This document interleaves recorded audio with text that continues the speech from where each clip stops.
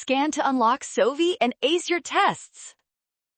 Oil prices are rising fast and we need to figure out exactly how the supply shock impacts the economy in the short run right now.